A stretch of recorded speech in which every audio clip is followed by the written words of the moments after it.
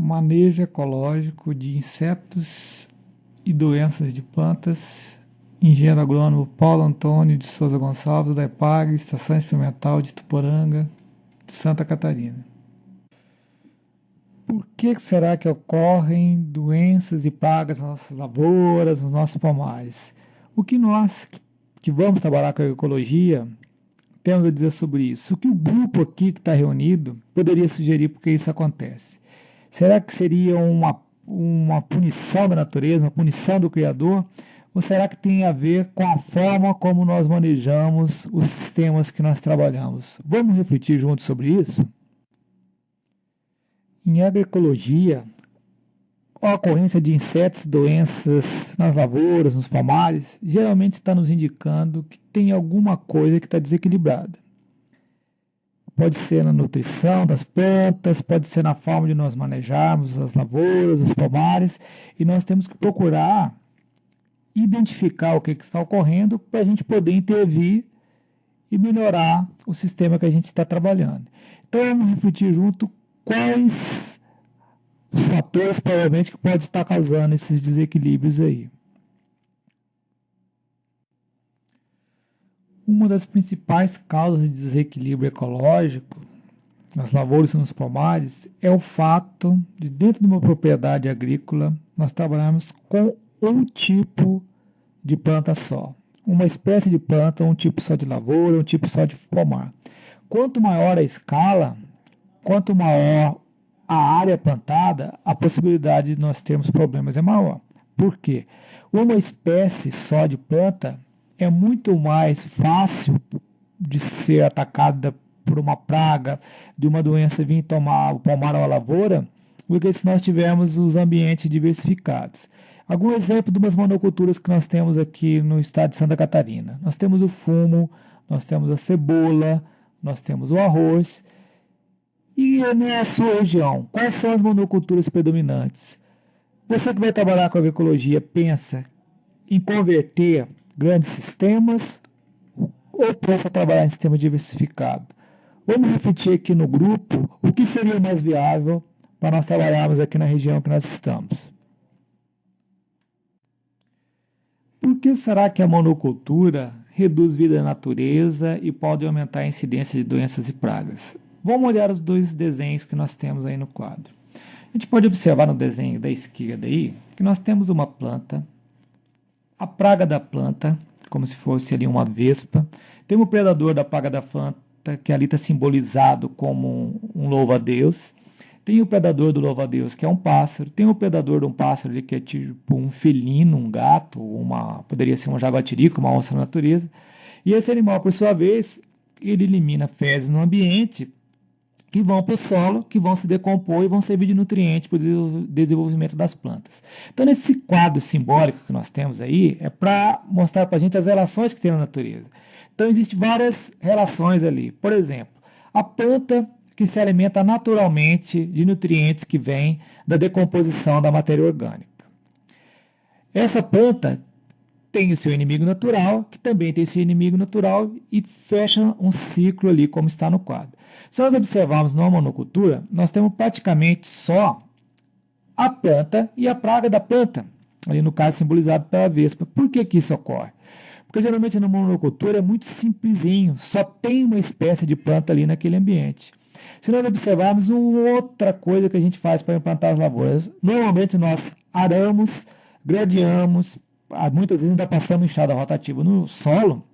E o que acontece?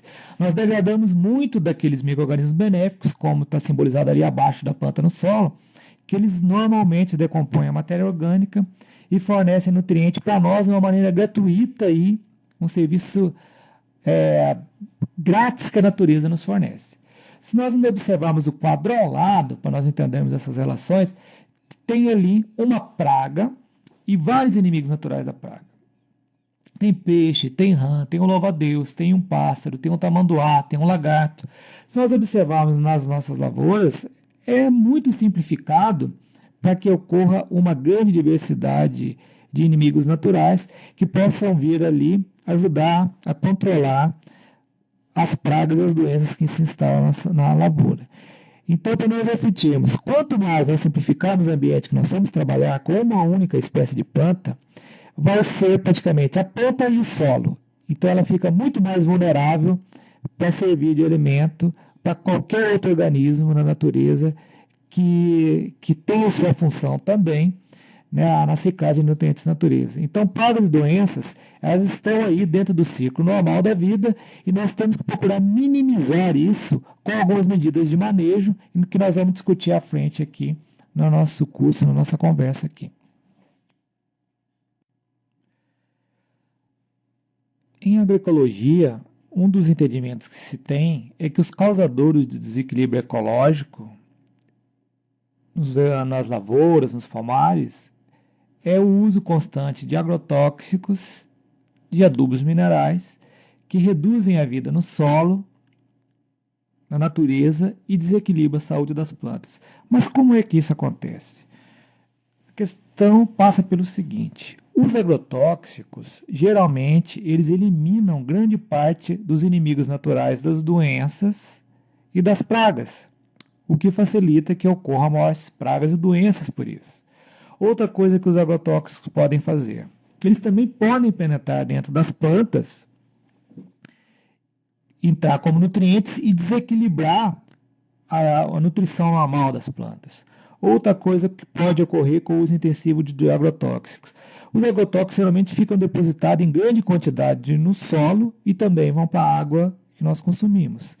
Quando eles ficam depositados no solo, geralmente eles acabam eliminando grande parte dos organismos benéficos que existem na natureza, que fazem a decomposição da matéria orgânica, que fazem a ciclagem de alimentos que vão servir de nutrientes para alimentar as plantas. Então, todo material vegetal que cai no solo, todo verde que cai no solo, toda planta que cai no solo, todas as fezes de animais que caem no solo, vão ser decompostas por micro-organismos que vão transformar isso em alimento, em nutriente para as plantas. Se isso é alterado por uma aplicação frequente, por exemplo, de um herbicida, de um fungicida, de um inseticida, a planta perde esse serviço que existe gratuitamente na natureza.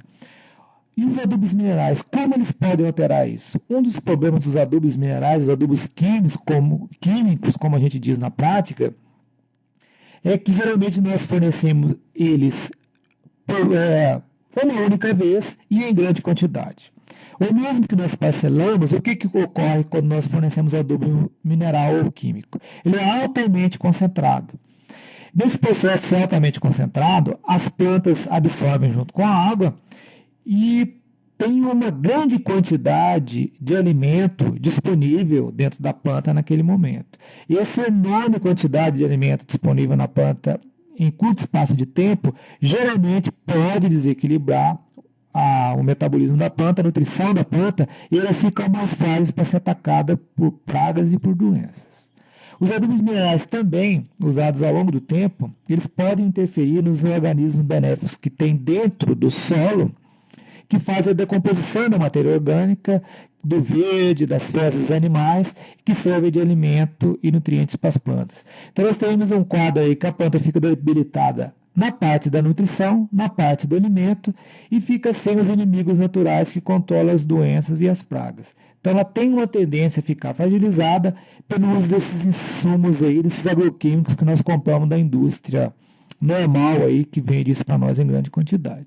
Então nós temos que pensar alternativas que nós poderíamos fazer para ficar sem os agrotóxicos e adubos minerais para manter a saúde das plantas. Então nós vamos discutir à frente o que nós podemos fazer.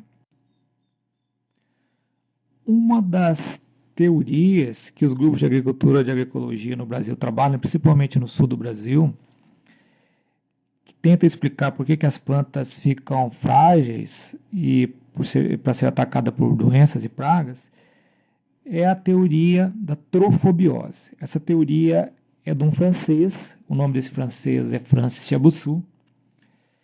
E o que quer dizer esse nome estranho, que soa até estranho para nós? Trofobiose. Trofo significa alimento, comida, nutriente que a planta absorve. Biose, vida. O metabolismo normal da planta. A planta está sadia, está desenvolvendo bem.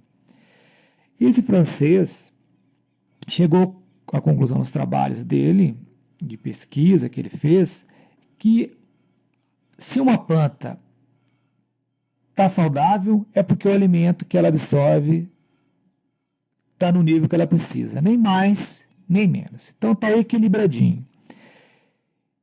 E esse francês observou que os agrotóxicos e os adubos minerais são uma das formas de nutrir que a planta absorve nutriente que pode tornar a planta desequilibrada. E nós vamos discutir à frente o porquê isso ocorre e tentar explicar aqui para vocês por que isso ocorre. Vamos discutir um pouco o que é essa teoria da trofobiose, o alimento que regula a vida, o alimento que pode equilibrar a vida. Então vamos ver o seguinte: os adubos minerais ou adubos químicos, como nós chamamos na prática, e os agrotóxicos, eles podem se transformar em altas doses de nutrientes ou mesmo, às vezes, em pequenas doses, entram dentro da planta e aquela regulagem normal que a planta tem dentro dela, do metabolismo normal dela, pode ser alterada e ela ficar fragilizada.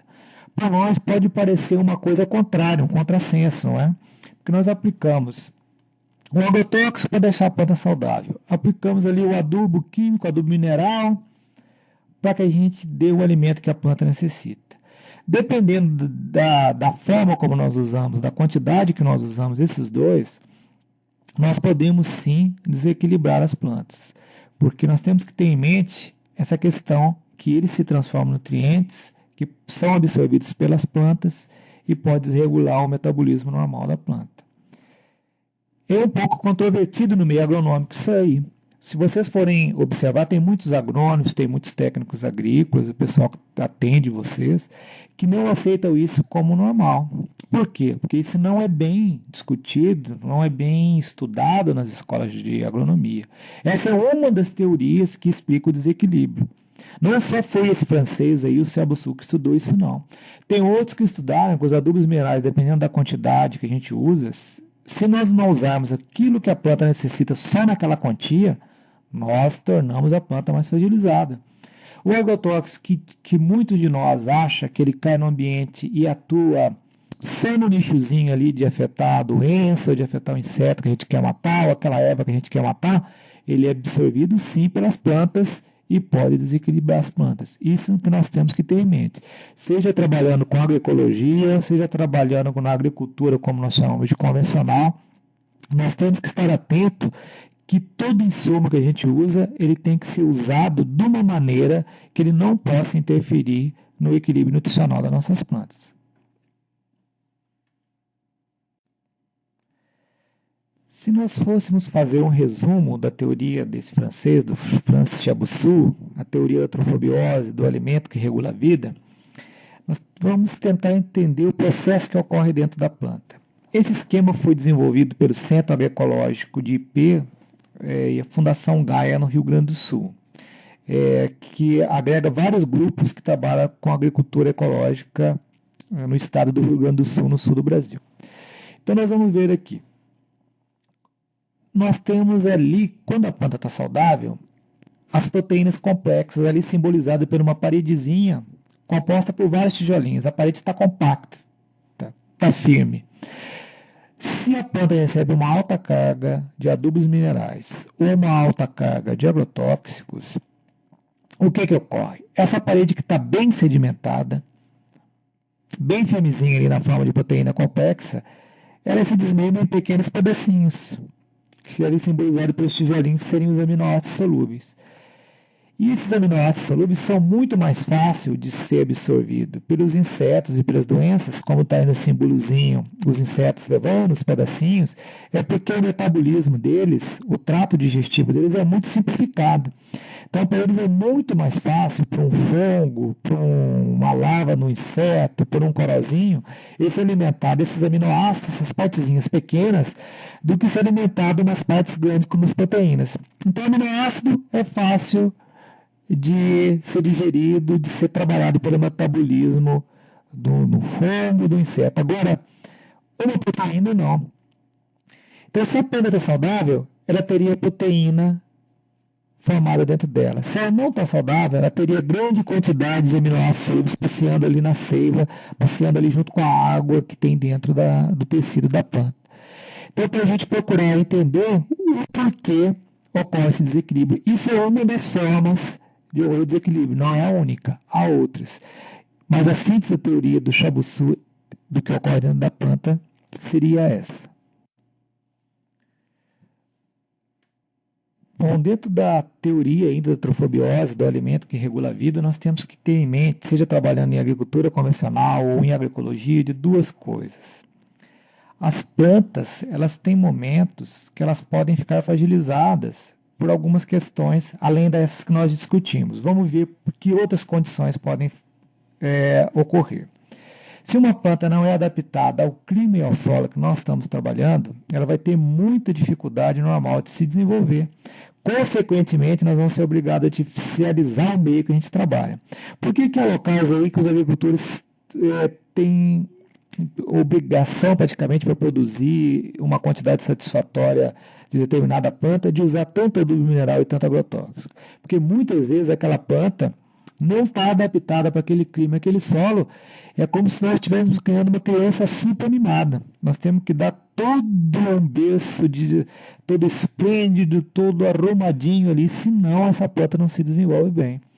Agora, há momentos, e nós temos que ser um bom observador para isso, um bom observador de pomar ou de lavoura, para nós detectarmos que tem momento que normalmente a planta está mais fragilizada. Para algumas espécies de planta ela vai estar mais frágilzinha se ela está mais velha, quando a folha está mais velha, e muitas vezes quando a folha está mais nova. E nós temos que ser um bom observador para detectarmos que momento nós temos que fazer alguma intervenção para evitar que a planta seja atacada por doença ou inseto.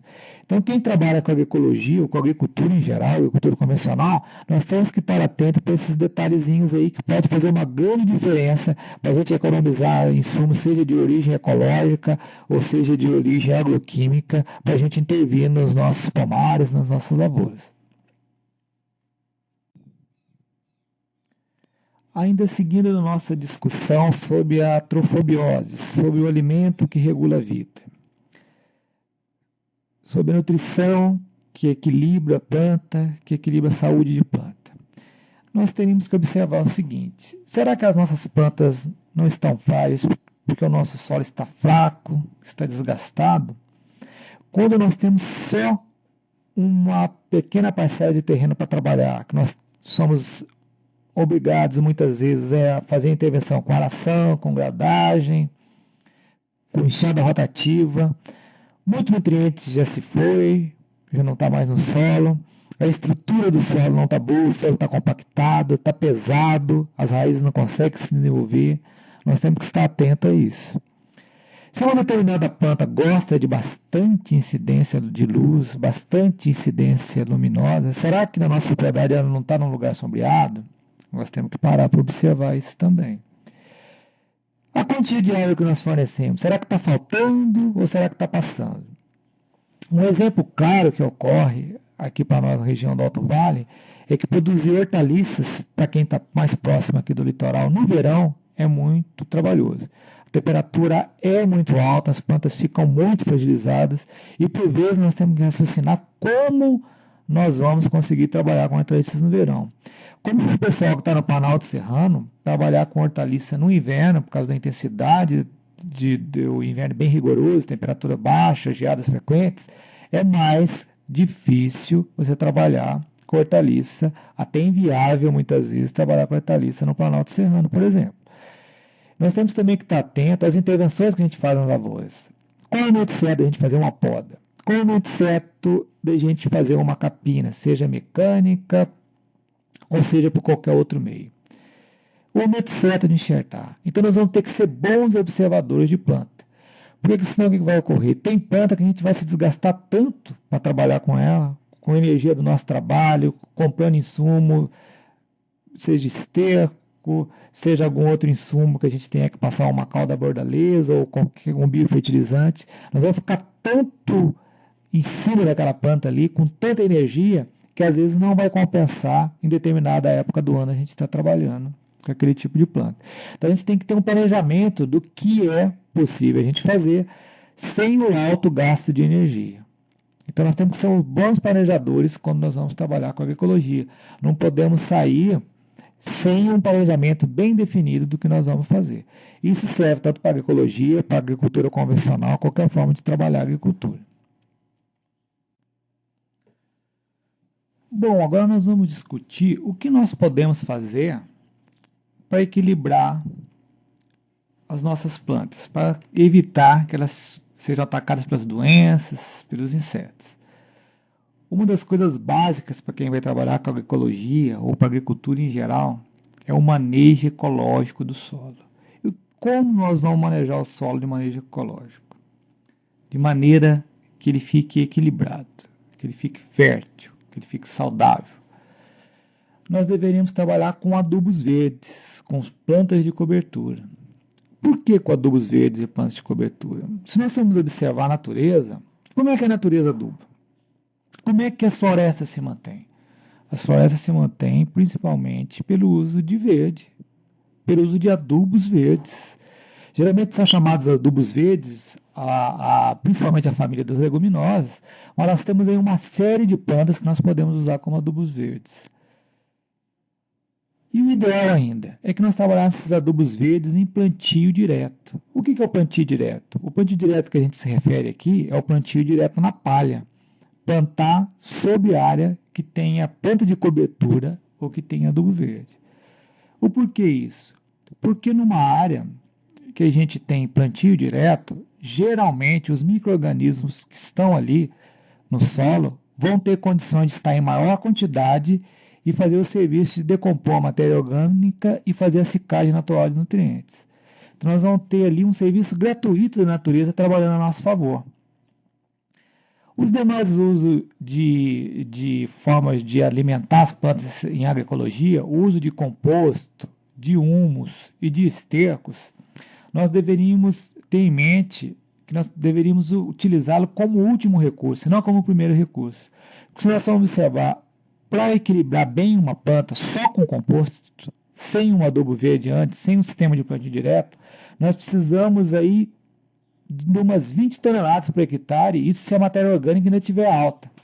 No caso do humus, de umas 6,5 a 7 toneladas por hectare para fornecer uma quantidade adequada de nutrientes. Se nós formos usar só estercos, por exemplo, só esterco de aves, nós precisaríamos aí de uma quantidade de umas 6 toneladas por hectare para equilibrar bem as plantas. Isso se a matéria orgânica ainda estiver alta. Se nós vamos usar só o esterco de suíno, esse que nós chamamos de chocolatada, aqui, que nós geralmente ganhamos aí do frigorífico que tem aqui na região do Alto Vale, nós precisaríamos usar umas 16 toneladas de esterco. Para a gente ver que o aporte, a quantidade, se nós vamos trabalhar só com esterco para manter bem a planta, é muito alta. É muito esterco que nós precisaríamos. Então, uma forma de nós minimizarmos o uso de esterco, nós economizarmos energia, ou de frete para ir buscar, ou mesmo de comprar numa casa agropecuária, ou de alguém que revenda esse esterco, esse humus, esse composto, é nós investirmos mais em plantas de cobertura e adubos verdes. Muitas vezes o pouco de esterco que nós temos aí na propriedade, seja de origem de aves, ou seja de origem de bovina, nós podemos usar para adubar o adubo verde, ter uma grande massa verde ali que vai se decompor, que vai virar alimento, que vai virar nutriente para nossas plantas. Então, o que ocorre muitas vezes na prática, que nós temos observado nos grupos de agroecologia que têm trabalhado aqui na região do Alto Vale, é que essa etapa aí de ter o adubo verde e o plantio direto, ela não está sendo feita. Consequentemente, o que ocorre? Tem que gastar mais com esterco. E muitas vezes esse esterco é comprado fora, comprado em casa agropecuária ou de alguma outra pessoa que revenda. Então, isso força a gente gastar mais financeiramente, gastar mais energia, muitas vezes com frete para ir buscar. Então, quanto mais nós investimos em adubo verde, mais nós vamos economizar com adubo, com composto e com esterco. Bom, vamos agora discutir o porquê é importante ter matéria orgânica para ter vida no solo, para que as plantas se tornem saudáveis. Se nós formos observar, por que em muitas regiões os agricultores argumentam que eles usavam há 10, 20 anos atrás praticamente 10 sacos de adubo e hoje estão usando 20, 30 sacos de adubo para produzir bem, do adubo químico. Por que será que acontece isso? Se nós observarmos toda essa vida que tem no solo aí, tudo isso que a natureza nos fornece gratuitamente, que deixa o solo mais com entrada de ar e com secagem natural de nutrientes, é perdido quando nós trabalhamos com aração, com gradagem, com enxada rotativa, com uso frequente de herbicidas, com altas doses de adubo mineral, porque o adubo mineral tem o processo de selecionando, eliminando alguns micro-organismos que fazem esse serviço benéfico de ciclar a matéria orgânica, de decompor a matéria orgânica. Então nós ficamos sem esse serviço grátis da natureza. E o que ocorre? Nós vamos ter que usar cada vez mais adubo mineral, ou se nós formos trabalhar agroecologia, nós vamos ter que gastar muito com humus, com esterco, para que as plantas se desenvolvam saudável. Então, se nós não cumprirmos aquela etapa básica lá, do plantio direto, do uso de adubo verde, plantas de cobertura, as nossas plantas vão ficar muito fragilizadas. Então, nós temos que procurar ao máximo possível cumprir todas aquelas etapazinhas ali. O adubo verde, as plantas de cobertura, o plantio direto, para nós podermos economizar com a nutrição das nossas plantas. Vamos discutir algumas práticas que a gente pode fazer para que aumente a vida no solo e para que as plantas fiquem mais saudáveis. Do lado esquerdo aqui do nosso esquema, tem um coquetel de adubo verde que nós utilizamos bastante aqui na região do Alto Vale. É uma mistura de aveia com nabo forrageiro. Do lado aqui vocês podem observar que a aveia foi acamada junto com o nabo, foi passado um rolo faca para fazer esse trabalho. Do lado direito a gente está mostrando o adubo verde ainda que não foi acamado. Tem bastante nabo ali, principalmente, junto com a aveia. Do lado direito, o esquema de plantio direto que a gente faz com cebola. É passado o rolo faca, a cama esse adubo verde, depois é feito o suco com uma máquina apropriada, que a gente chama aqui de rotocar, né? Popularmente chamado de rotocar, e é aberto o suco e depois colocado a muda de cebola.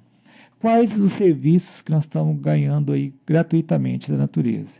Primeiro, esse coquetel vai se decompor lentamente e vai fornecer nutrientes para as plantas, vai fornecer nitrogênio, vai fornecer potássio, vai fornecer fósforo.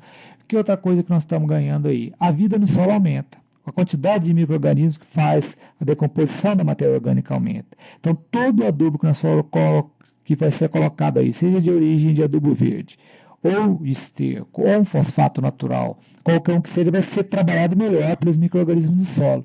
Qual o outro benefício aí desse coquetel? É a eliminação de ervas invasoras que vão competir com a planta que a gente está colocando ali, no caso a cebola. Quanto mais quantidade de massa, nós vamos ter uma eliminação maior de ervas invasoras e depois um maior fornecimento de nutrientes que vai se decompor ao longo do tempo.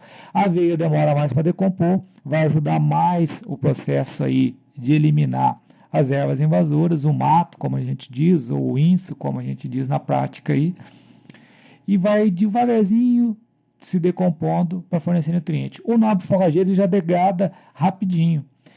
Ele, vamos dizer assim, ele se decompõe muito mais rápido do que a aveia. Então ele fornece nutriente mais prontamente para a planta. E a aveia vai devagarzinho ali fornecendo esse processo.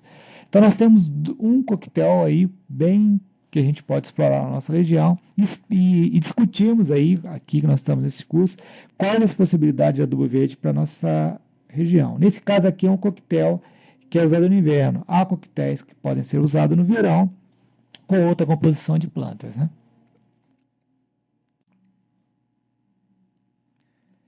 Vamos continuar discutindo as práticas para obtenção de plantas saudáveis.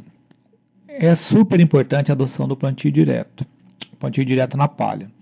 Aqui nós temos uma lavoura de cebola orgânica, uma sequência do quadro anterior, em plena fase de desenvolvimento. Nós observamos aqui que as plantas estão desenvolvendo bem, com um bom volume de folha, e nós temos vários benefícios aí da adoção desse coquetel de adubo verde de aveia com nabo forrageiro.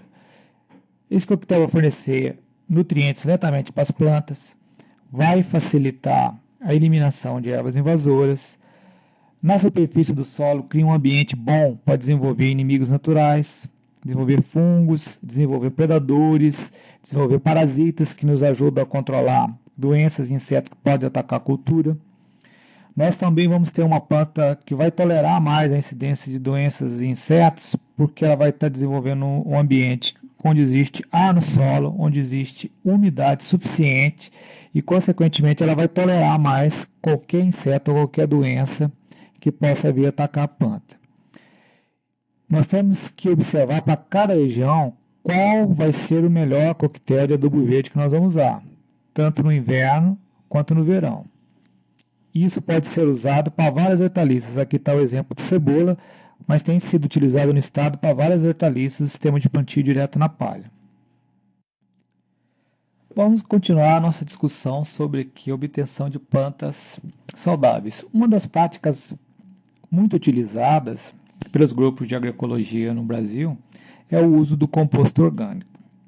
O composto orgânico ele é feito de restos de vegetais, de estercos, e pode ser enriquecido com pó de rocha, com fosfato natural ou com cinzas que você tenha disponível na sua região, na propriedade.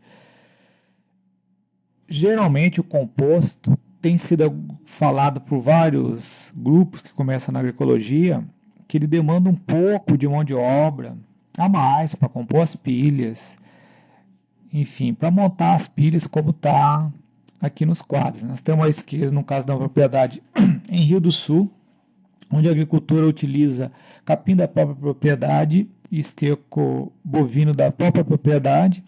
À direita nós temos um composto orgânico montado na EPAG, na Estação Experimental de Tuporanga, de descartes de cebola e esterco de suíno proveniente de um frigorífico da região do Alto Vale. Essa questão da maior mão de obra que demanda para montar as pilhas, para revolver as pilhas, nós podemos controlar da seguinte forma: se você não tem volume suficiente de material e de mão de obra para fazer o composto, você pode usar o composto para fazer principalmente as mudas que você vai usar na produção de hortaliças, por exemplo. E o pouco de esterco disponível pode ser colocado direto nas lavouras para adubar o adubo verde. Você tem uma boa massa verde que depois vai ser rolada e decomposto e fornecer nutrientes para o desenvolvimento das plantas. Outra prática muito importante para nós obtermos plantas saudáveis nas nossas lavouras, nos nossos pomares, é utilizar variedades crioulas, adaptadas ou preferencialmente que já foram produzidas em sistemas orgânicos. Por que isso? Porque geralmente, se nós pegarmos uma variedade que ela não é adaptada àquele solo, àquele clima daquela região, nós vamos ter muita dificuldade para fazer produzir. Nós temos que ter em mente que não é qualquer variedade que vai se adaptar na produção orgânica. Por quê?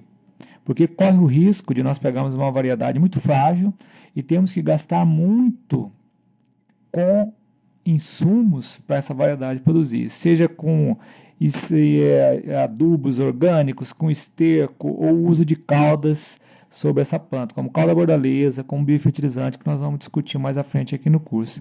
Então é muito importante que a planta seja naturalmente adaptada, que ela seja naturalmente rústica, para que ela possa suportar as adversidades normais daquela região.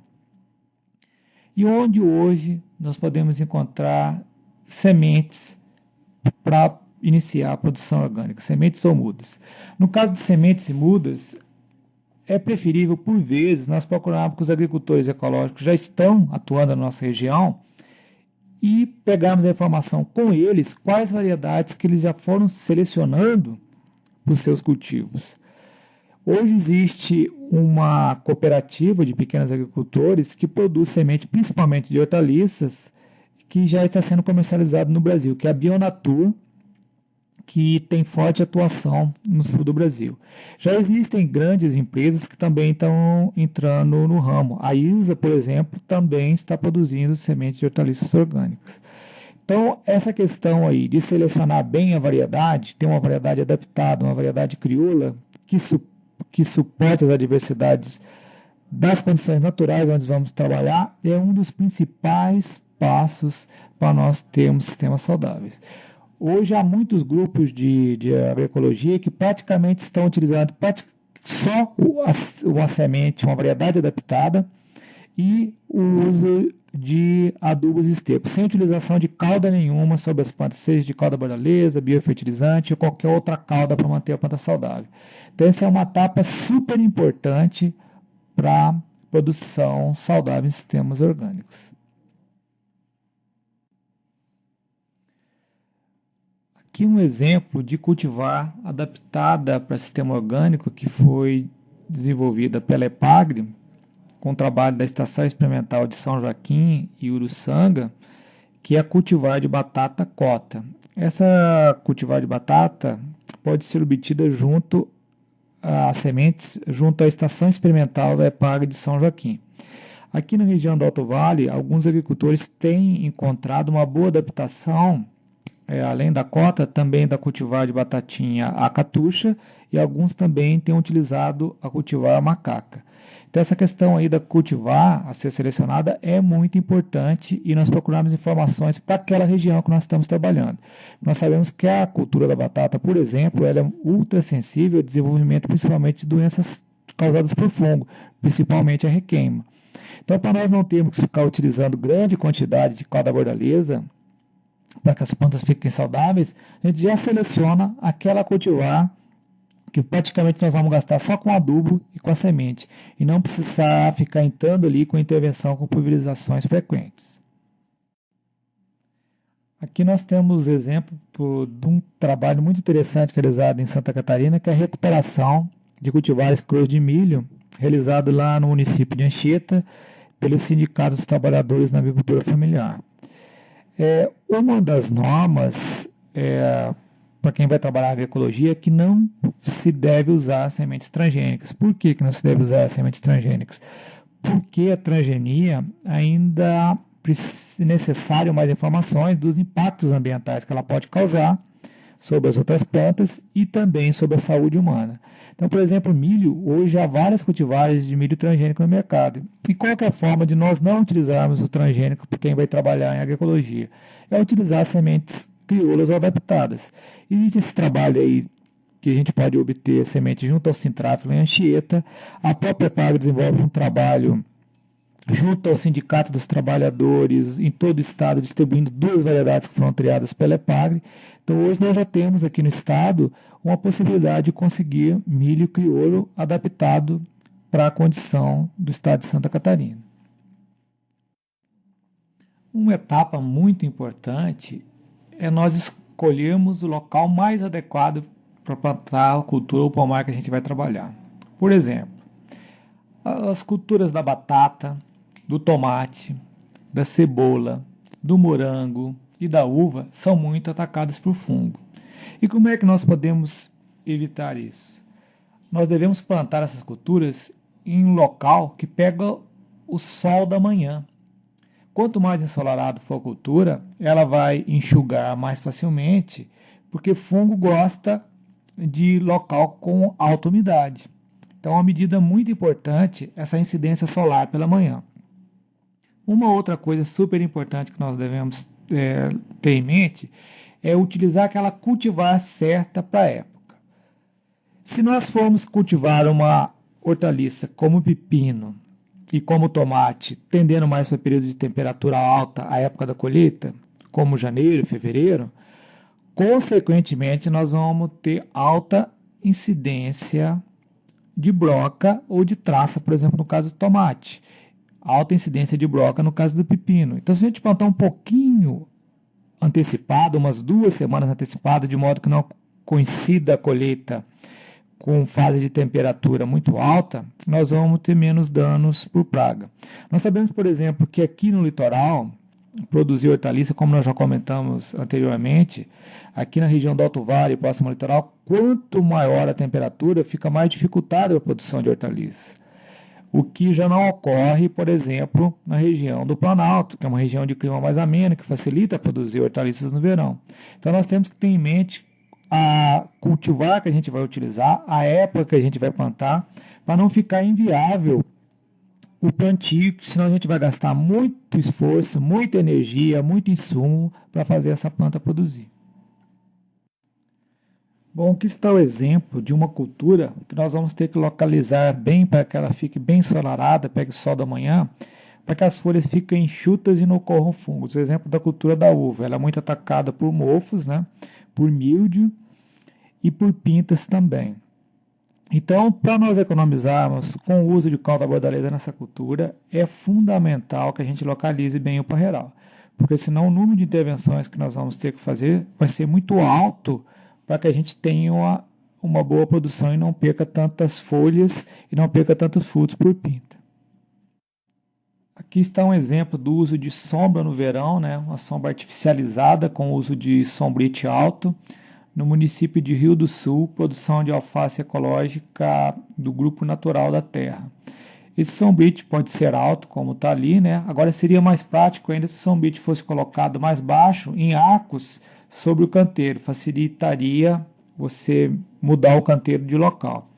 Vocês podem observar também que esse grupo utiliza cobertura morta como forma de manter a umidade sobre o solo, porque a temperatura no verão é muito alta aqui na região do Alto Vale, o que compromete também a perda de água na produção de alface. Então, são medidas que a gente pode tomar para dar uma artificializada no meio e facilitar a produção de hortaliças do verão, principalmente alface. Aqui um exemplo para evitar doenças na cultura do morango que alguns agricultores orgânicos têm utilizado aqui na região do Alto Vale. É o uso de túnel baixo, né? Porque as experiências que existem aqui de produção de morango fora de túnel, a perda por doença é muito grande e também a perda por podridões que acontecem nos frutos na época chuvosa. Além dessa questão da cobertura ali com plástico próprio para esse tipo de túnel baixo, é importante também a escolha da cultivar. Aqui na região do Alto Vale, uma região de 330 metros de altitude mais ou menos, os agricultores têm utilizado a cultivar camarosa, que tem ido muito bem em cultivo orgânico. E de maneira que eles praticamente quase não fazem uso de cal da bordaleza, só a escolha da cultivar, no caso a camarosa, uma boa adubação no canteiro com esterco ou humus, e a cobertura plástica já tem produzido morango de boa qualidade. A irrigação é feita embaixo ali do plástico, né, com fita gotejadora, e o pessoal tem colhido uma quantidade satisfatória de morango para comercializar aqui na região do Alto Vale. Morango orgânico com produção certificada, inclusive.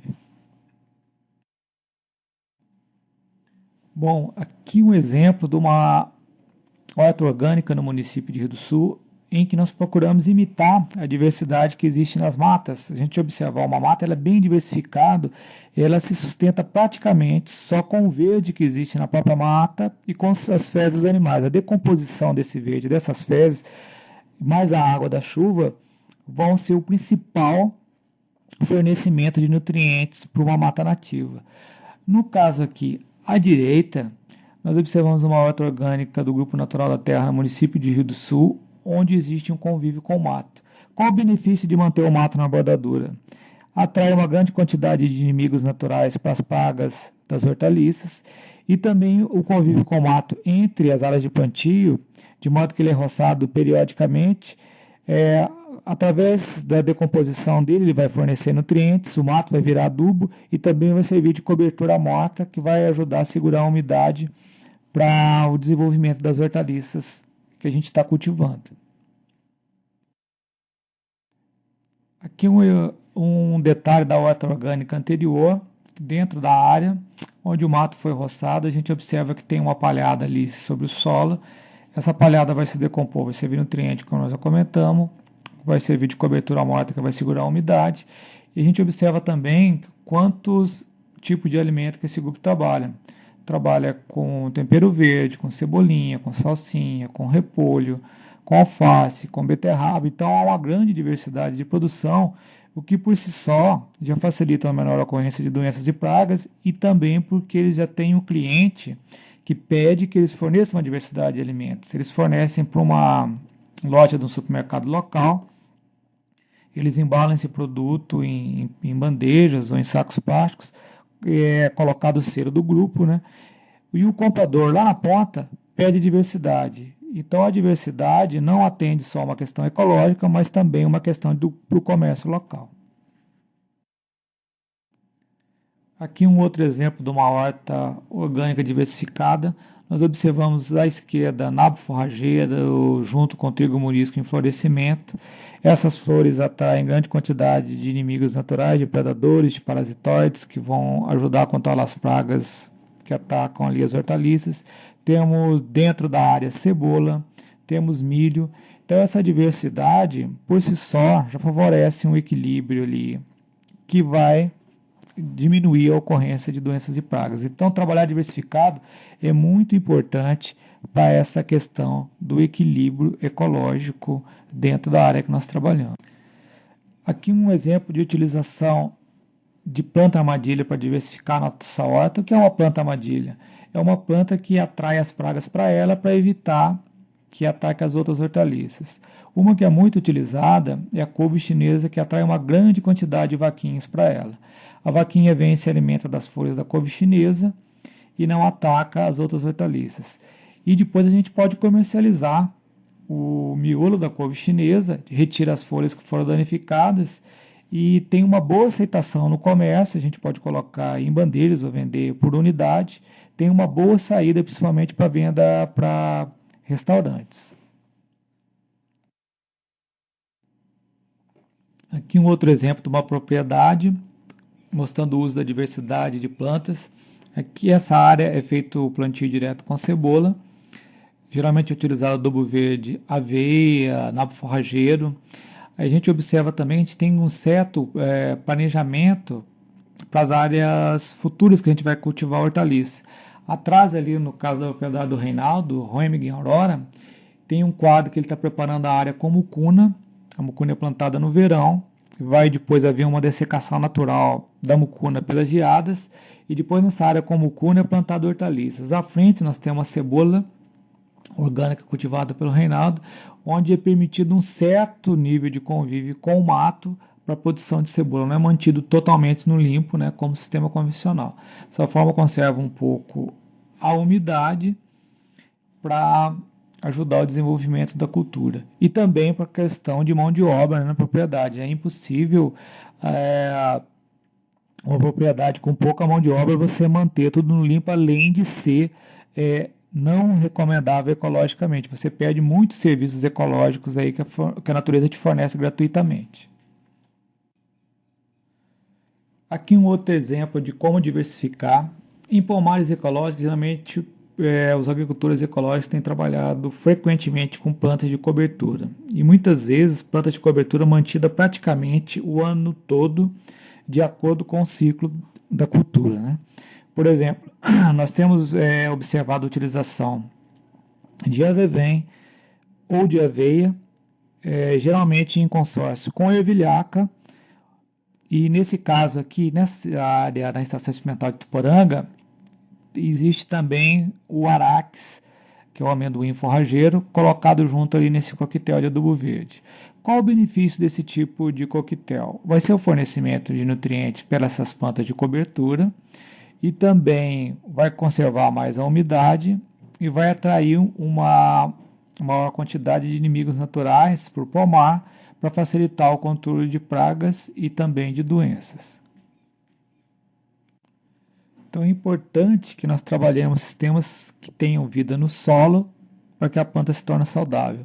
Aqui um detalhe no solo daquele pomar ali, o coquetel de adubo verde que existe, onde existe ali a gramínea que perenizou, no caso a azevém, o amendoim forrageiro, o arax, e houve um ano que nós fizemos a experiência da introdução daquela planta ali do trigo murisco, só que nós fizemos só em caráter experimental e não mantivemos, porque foi um ano que nós tivemos uma alta incidência de mosca de frutas. Então nós temos que investigar o porquê que pode ter ocorrido essa maior incidência de mosca de frutas. O que pode ocorrer? Muitas vezes a planta que nós colocamos, como ela fornece néctar e pólen nas suas flores, ela tem uma grande tendência a atrair inimigos naturais, mas por vezes pode também facilitar e atrair aquela praga que é importante ali no pomar. Então a gente tem que ter um cuidado também na seleção de que plantas a gente vai colocar para diversificar o nosso pomar. Então, o trigo morisco nós não recomendaríamos para essa condição, até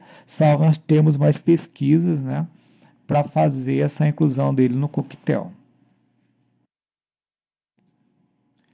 Nós temos um outro exemplo aqui para a gente manter a saúde do pomar e evitar estresse por perda de água no pomar, que é o uso de quebra-ventos, né, e barreiras. Aqui tem um quebra-vento feito na estação experimental de Ituporanga, que é feito com plátano intercalado com bananeira. Vocês podem ver também aqui na foto do primeiro plano uma planta de cobertura que é muito usada em pomar. Aqui tem a ervilhaca que está em florescimento e também associada ali com azevém.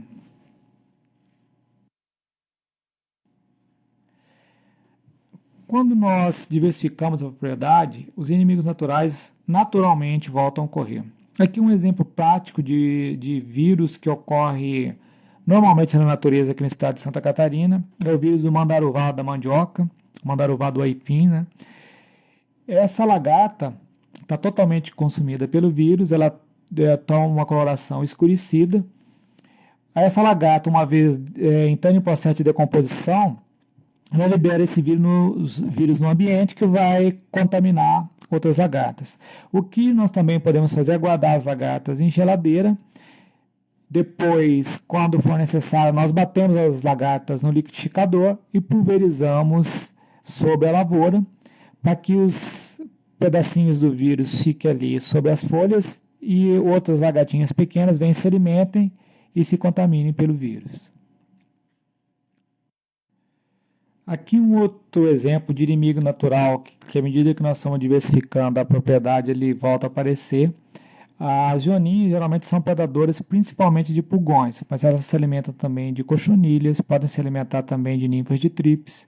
Então é um predador que nós temos aí no ambiente que só vai voltar a aparecer se nós diversificarmos a propriedade.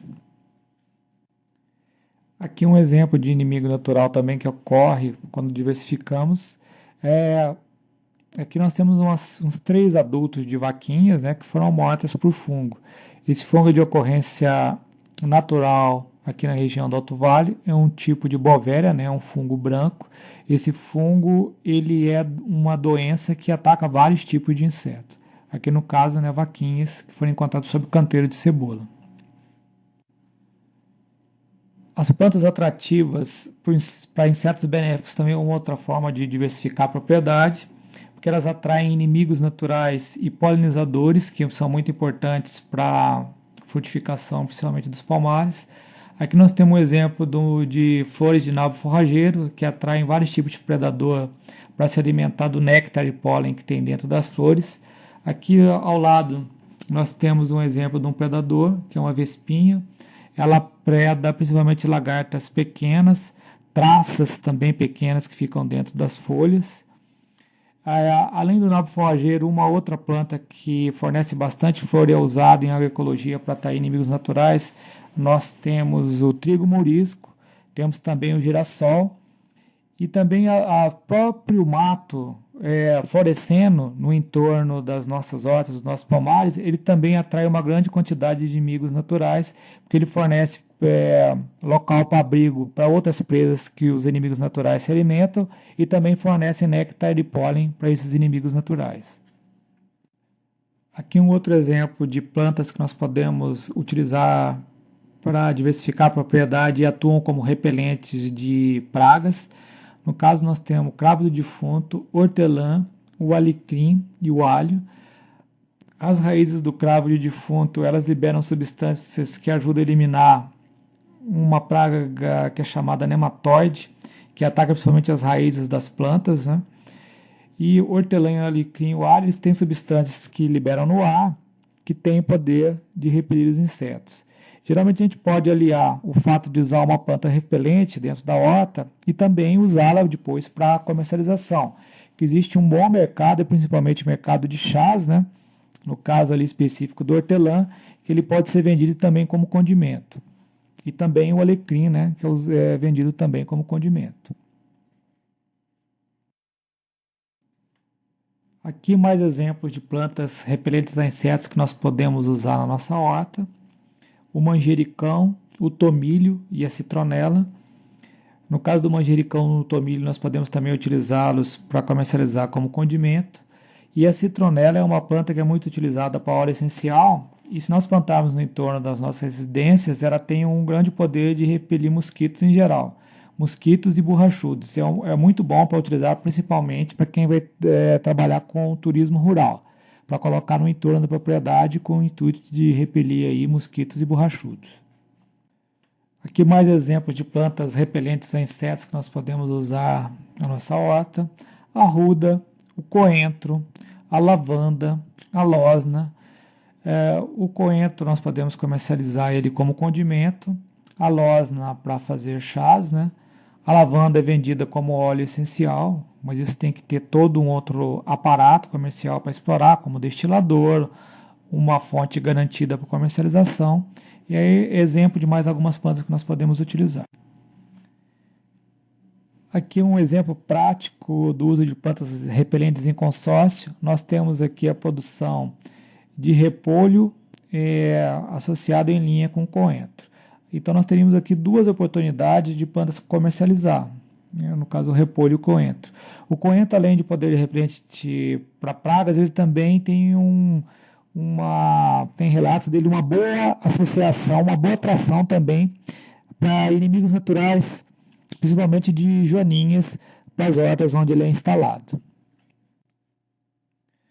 Quando nós formos diversificar, é muito importante nós termos em mente o seguinte: que plantas da mesma família, elas não devem ser plantadas próximas umas das outras e nem uma em sequência da outra. Um exemplo bem prático aqui de culturas que são altamente atacadas principalmente por doenças, como é a família do tomate, do pimentão e da batata. Então elas não devem conviver ao mesmo tempo na mesma área e nenhuma em sequência da outra, porque senão o que vai ocorrer? Nós vamos ter uma grande quantidade de doença que vai ficar ou no solo ou nos próprios restos de cultura, que vai passar de uma lavoura para outra.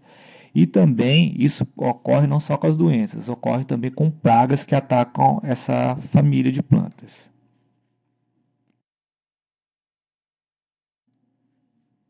Um outro exemplo de plantas que são da mesma família, que nós devemos evitar de plantar no mesmo local ou em sequência uma da outra: a cebola, o alho e a cebolinha são plantas da mesma família. E, por exemplo, se nós plantarmos próximas uma da outra, por exemplo, a cebolinha abriga míldio, que é o mofo ali que ataca as folhas, que também pode atacar a cebola. Então, uma planta pode passar essa doença para outra. O alho e a cebola podem ser atacados nas raízes por uma praga que é chamada nematóide. Então, o nematóide ele sobrevive no solo, nos restos de cultura. Então, se nós cultivarmos uma planta em sequência da outra, a gente pode transferir de uma para outra esse nematóide. Um outro exemplo, por exemplo, o piolho, ele ataca tanto a cebola quanto o alho. Então, se nós plantarmos uma lavoura próxima da outra, nós vamos estar transferindo piolho de uma para outra. Se nós plantarmos em sequência, fica aí nos restos de cultura tanto doença quanto praga, que uma vai passar para a outra. Então, essa importância de alternar e não plantas de famílias diferentes e não conviver no mesmo local é muito importante. Aqui exemplo de plantas que são bastante cultivadas aqui na região do Alto Vale do Itajaí, Santa Catarina e também no Médio Vale, que é a família da abobrinha, do pepino e da melancia. Se nós cultivarmos na mesma área essas plantas, ou mesmo em sequência, principalmente na época do verão, nós teríamos aí uma alta incidência de bloqueamento dos frutos nessas culturas. Então nós deveríamos evitá-las plantar ao mesmo tempo e em sequência essas culturas. Agora nós vamos discutir um conceito que é utilizado por muitos grupos de agroecologia no mundo, que é o uso de plantas companheiras. O que seriam plantas companheiras? Plantas companheiras seriam aquelas que podem conviver ao mesmo tempo na mesma área de plantio ou mesmo em sequência. Só que falta muita informação, principalmente de pesquisa, para validar esses conceitos. Aqui nós temos uma informação que é obtida praticamente de observação empírica de vários grupos que trabalham com agroecologia no mundo, que é, por exemplo, que a cultura do tomate, ela se associa bem, ela pode ser associada ou consorciada bem com salsinha, com cebolinha e com calendula. Agora, para a gente utilizar isso em escala, nós teríamos que fazer uma experiência na nossa propriedade, fazer uma validação em nossa propriedade, para nós observarmos quais dessas plantas seria ideal associar para colocar numa escala maior. E aqui está um exemplo de associação que já foi validada por alguns grupos. Porém, como não tem pesquisa mais profunda na área, fica como sugestão um teste antes de adotar numa escala maior. A diversificação de culturas na propriedade, ela não é importante em agroecologia só porque é uma medida ecologicamente interessante, mas também porque hoje o mercado de produtos orgânicos no estado de Santa Catarina, ele demanda diversidade de alimentos e é uma forma de conquistar o consumidor. Pesquisa recente, conduzida pela EPAGRE Instituto CEPA, nos evidencia que hoje, aqui no estado, há uma grande tendência dos grupos que trabalham com agroecologia se dedicarem a hortaliças e hortaliças diversificadas como uma alternativa de atender ao que o mercado solicita. Então, além da questão ecológica, nós estaríamos indo de encontro ao que o consumidor está nos solicitando. Entre as práticas básicas em busca de equilíbrio de plantas para evitar a ocorrência de insetos e doenças, aquelas medidas que nós já discutimos anteriormente são as mais importantes e nós não podemos abrir mão delas. O manejo ecológico do solo, o uso de variedades adaptadas ao clima e solo da nossa região, a diversificação de culturas são fundamentais para evitar a ocorrência de insetos e doenças de plantas. O uso de caudas, seja cauda bordaleza, cauda sulfocálcica, de qualquer extratos vegetais que nós formos utilizar, o uso de preparados homeopáticos deve ser encarado como o último recurso, e o que nós discutimos anteriormente deve ser base em busca do equilíbrio. Agora nós vamos discutir algumas caudas que são utilizadas em sistemas ecológicos de produção, principalmente ali na fase da conversão. Porque à medida que nós formos trabalhando a nossa propriedade, a tendência com o tempo é de nós praticamente utilizarmos eventualmente caudas ou praticamente não utilizá-las, porque o sistema vai entrando no equilíbrio com o tempo e a tendência é que apenas aquelas medidas preventivas do manejo ecológico do solo, das variedades adaptadas e da diversificação da propriedade já restauram o equilíbrio sem medidas adicionais de intervenção. Bom, a cauda bordaleza é uma cauda utilizada para manejo de doenças causadas por fungos, mofos, pintas, que afetam culturas principalmente como o tomate, a batata, a cebola, a uva e o morango. Quais substâncias que compõem a cauda bordaleza? O sulfato de cobre e a cal. Tem sido utilizado mais frequente a cal verde. Qual a dose de cada substância dessa? 30 gramas de sulfato de cobre ou 30 gramas da cal para cada 10 litros de água. Isso é utilizado em termos preventivos a 0,3%. À medida que aumenta a incidência das doenças, essa dose pode chegar, no máximo, a 100 gramas de cada substância para 10 litros de água, ou seja, 1%. Nós também temos que ter em mente o seguinte: hoje, pelas normas internacionais, o uso do cobre é limitado ao máximo a 6 kg por hectare ano. Então, na cultura que nós vamos trabalhar, nós temos que planejar o número de pulverizações de modo que não atinja esse nível. E por que esse nível de 6 kg por hectare ano? Porque o cobre ele tem um efeito bem específico de ser um biocida. O que é um biocida? De eliminar a vida. Ele não só tem um efeito controlador de fungos, ele pode afetar vários organismos, inclusive a nossa saúde, ao ponto de comprometer a saúde, principalmente efeitos no fígado, e deve ser o uso bem controlado e bem limitado.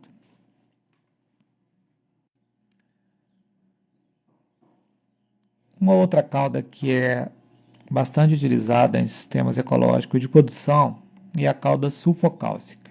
A cauda sulfocálcica é composta por enxofre e pela cal virgem.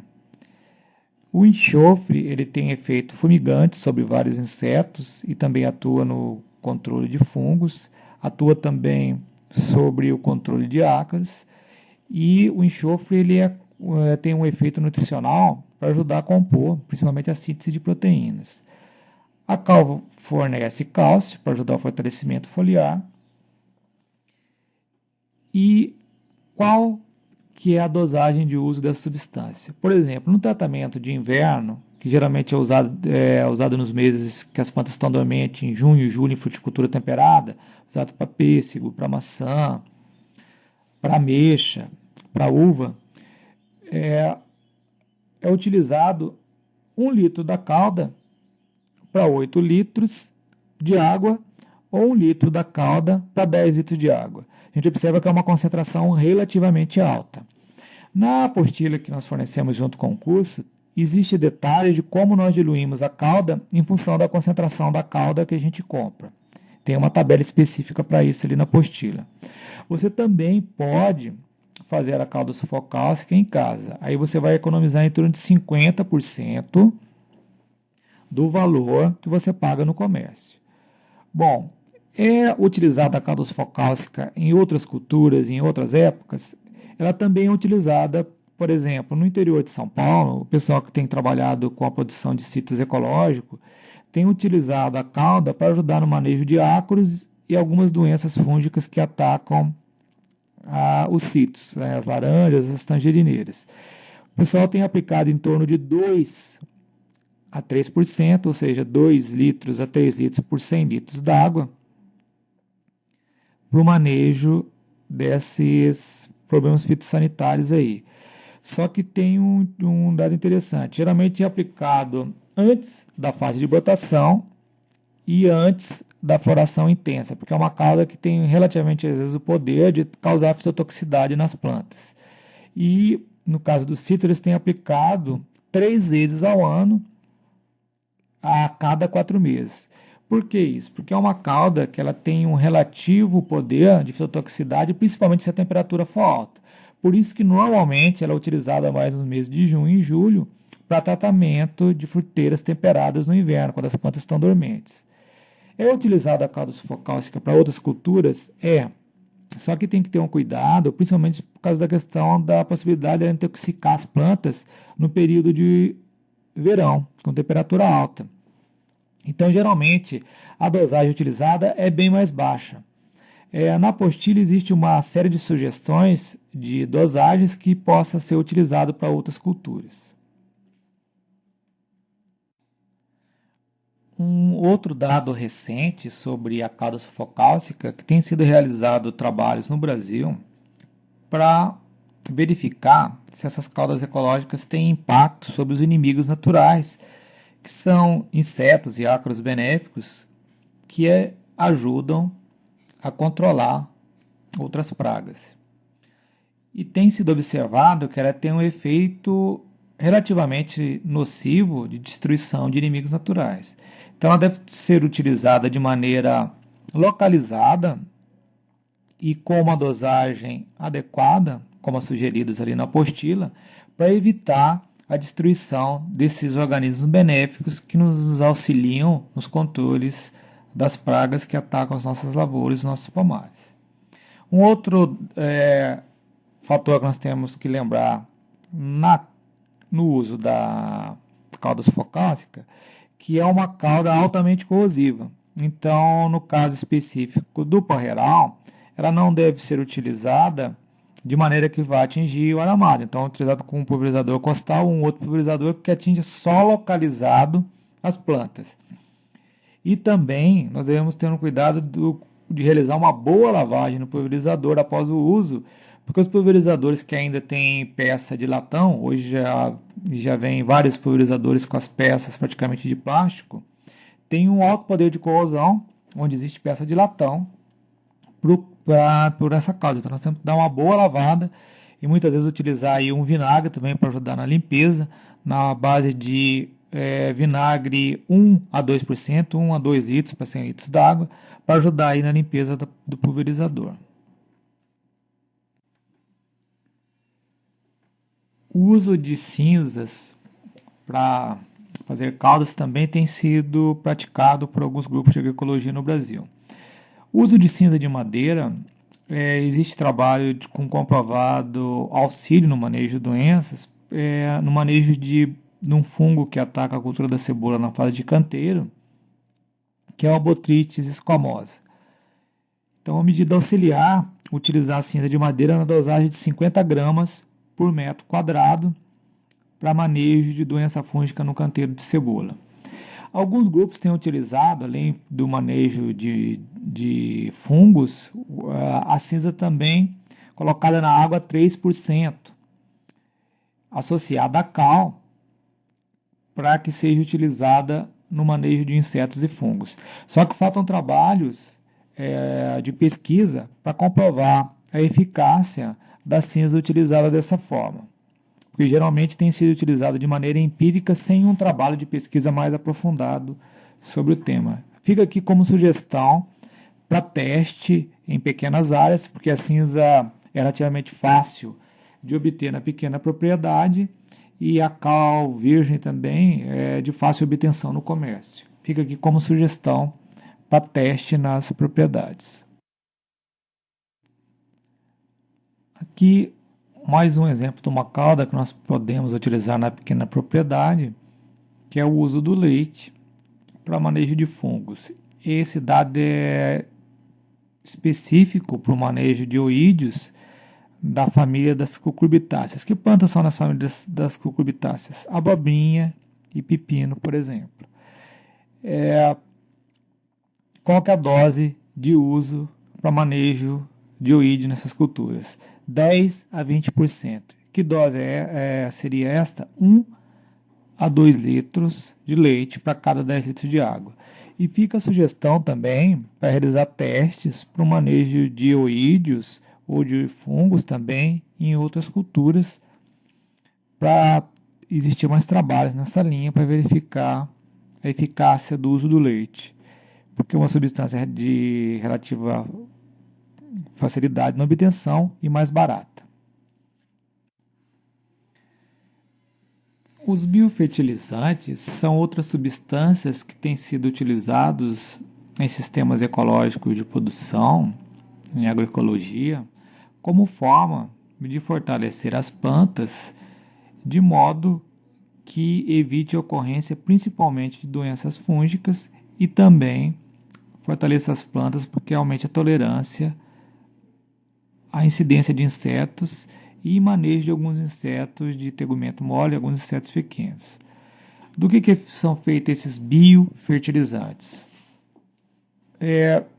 São feitos basicamente à base de estercos, podem também ser feitos de resíduo de plantas, e em alguns casos o biofertilizante é enriquecido com o uso de alguns sais, e os micro-organismos se desenvolvem sobre essas substâncias, decompõem, transformam em nutriente, e alguns micro-organismos ocupam aquela cauda e depois, quando pulverizamos sobre as plantas, ocupam a extensão foliar e auxiliam a uma certa proteção contra a entrada de qualquer organismo que possa vir ali danificar a planta que nós estamos trabalhando. Qual que é a dose geral que tem sido utilizada mais frequente de biofertilizantes no Brasil? De 2 a 5 litros de biofertilizante para 100 litros de água, 2 a 5%, ou seja, de 200 ml a 500 ml para cada 10 litros de água. Como fazer os biofertilizantes? Junto à apostila que nós estamos fornecendo e a cartilha de manejo ecológico de doenças e insetos, nós temos algumas receitas de biofertilizantes para ser feita na pequena propriedade.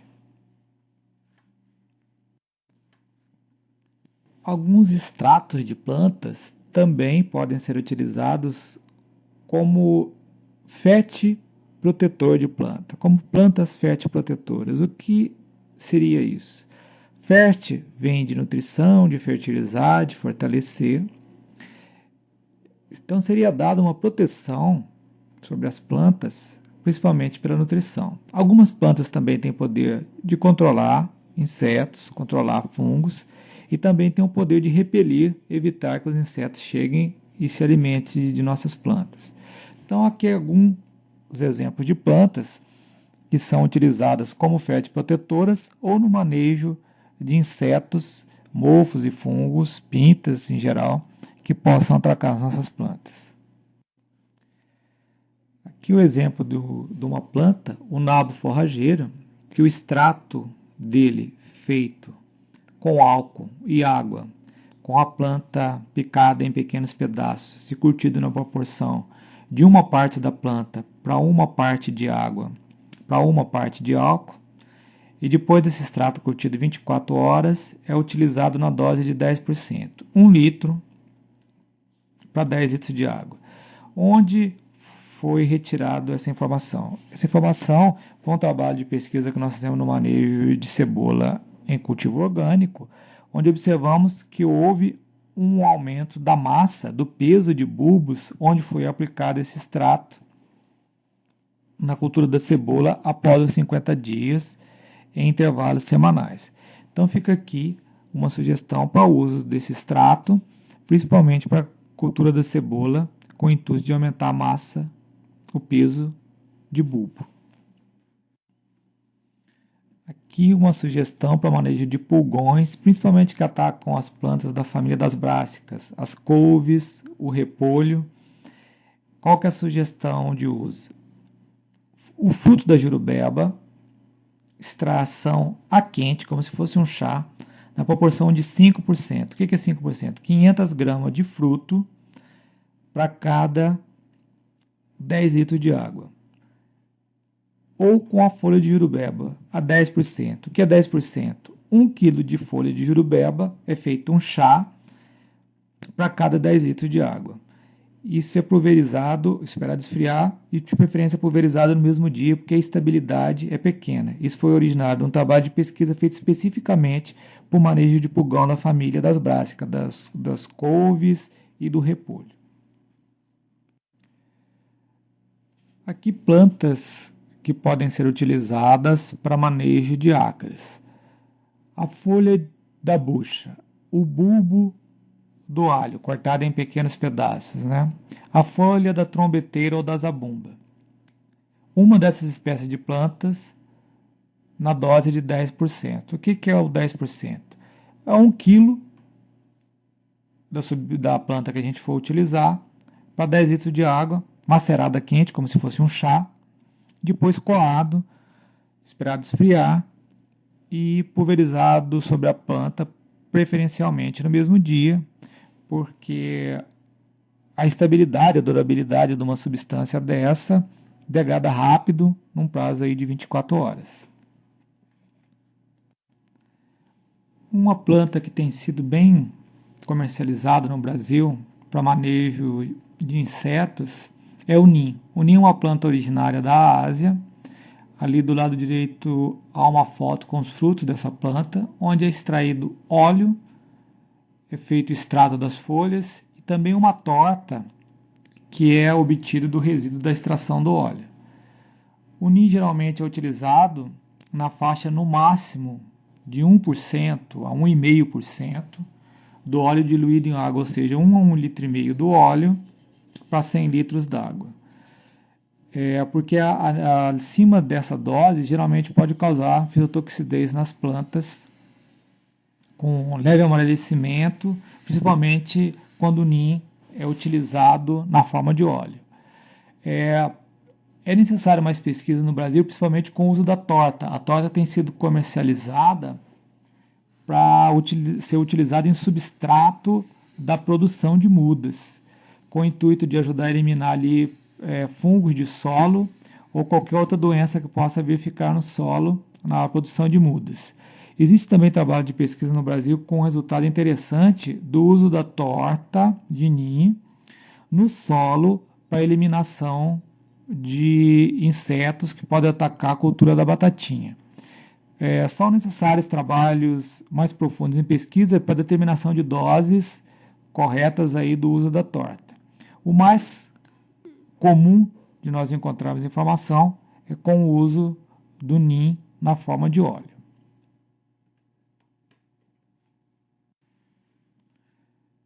Hoje no Brasil nós temos alguns micro-organismos que são comercializados para o controle de insetos e para controle de doenças. São fungos que são utilizados para o controle de insetos. Dois fungos que são muito usados são o Bovéria, que é esse fungo branco à esquerda ali na foto. O Bovéria é utilizado principalmente em larga escala aqui no estado, com o trabalho da EPAGRE, com uma empresa que comercializa banana, para o controle do moleque da bananeira. À direita nós temos ali o metarrísio, que é esse fungo verde que está ali na foto uma cigarrinha que foi morta pelo fungo. E no Brasil é muito comercializado em escala o metarrísio principalmente para o controle da cigarrinha da cana-de-açúcar. Tanto o Bovéria quanto o metarrísio, eles são fungos que atacam outras espécies de insetos, além dessas que foram dadas como exemplo. E nós temos que ter, vamos dizer assim, um certo cuidado também na liberação do ambiente, porque todo organismo que nós vamos colocar no ambiente, ele vai ocupar um espaço, vai ocupar um nicho e vai competir também com os organismos nativos. Então a gente tem que ter um critério grande para a gente não interferir no ambiente de modo que vamos causar desequilíbrio ecológico também e às vezes desalojar um organismo nativo que está ali colaborando conosco de maneira gratuita e introduzindo um organismo que nós estamos pagando por ele e seria dois custos de energia. Além do custo financeiro, o custo da mão de obra nós estamos liberando e podemos estar perdendo um serviço gratuito aí que a natureza nos oferece com os micro-organismos nativos. Um outro exemplo de fungo para controlar a doença disponível no comércio é o tricoderma. Ele tem sido comercializado principalmente para o manejo de fungos de solo em geral. Há empresas que comercializam fórmulas do tricoderma específica para colocar no substrato na produção de mudas. Seriam principalmente, em termos de fungos, esses três exemplos um dos mais comercializados no país hoje.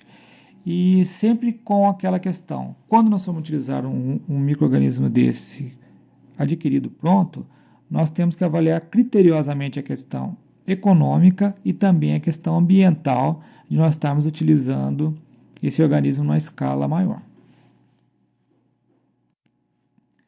Um exemplo de um micro-organismo que também é comercializado em larga escala no Brasil são bactérias que são utilizadas no controle de brocas e lagartas. São específicas para brocas e lagartas.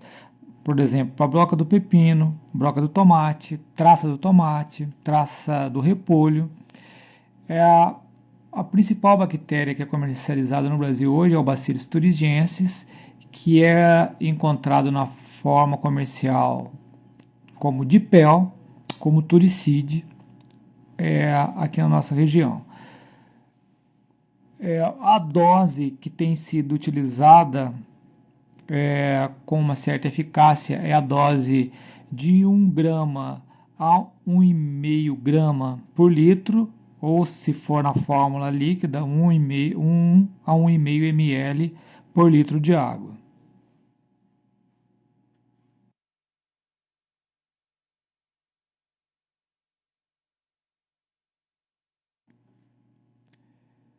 Para que as lagartas e as brocas sejam controladas, é necessário que elas vão se alimentar dos cristais aí da bactéria.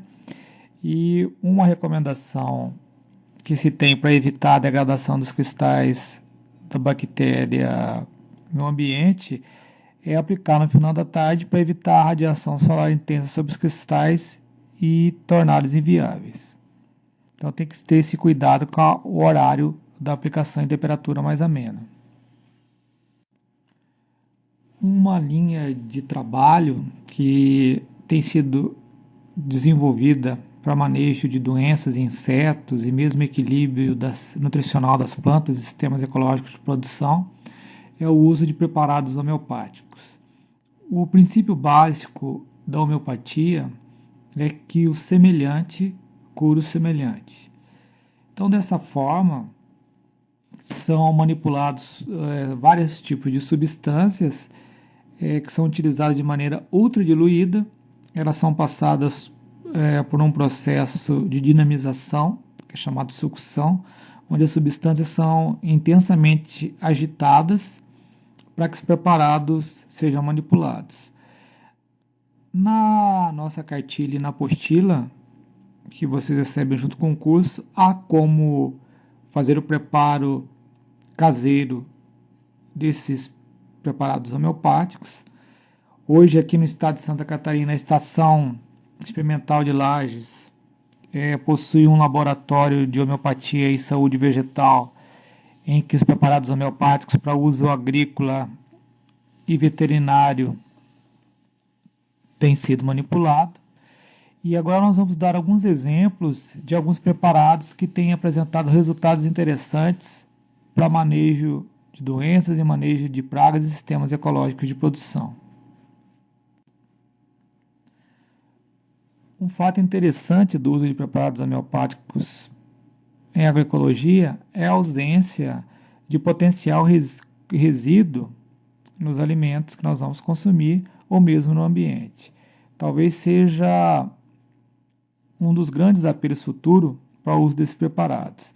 Além de que, geralmente, para fazer um preparado desse, precisa-se de uma quantidade de substância muito pequena para que ele seja manipulado, o que o torna bem econômico para utilizar numa escala maior. Agora, exemplo de alguns preparados que têm dado resultados interessantes em sistema de produção ecológico. O preparado de calcários de conchas, na diluição centesimal 6, ele tem dado resultados interessantes como aumento da produção de bulbo, do peso de bulbo de cebola, e na diluição 6 e 30, quando o nível de fósforo no solo está baixo, ele apresentou efeito na redução populacional do piolho da cebola. O preparado homeopático Carbovegetalis, na diluição centesimal 30, ele aumentou a produção e também o número de mudas de morango.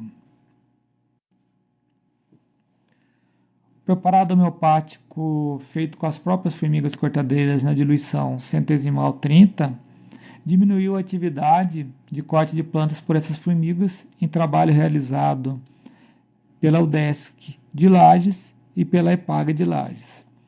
Um outro exemplo de uso de preparado homeopático é o uso da bactéria que ataca o tomateiro na diluição 24ª e na diluição 6ª. Esse preparado foi colocado na água de irrigação e auxiliou no manejo de bacteriose em tomateiro.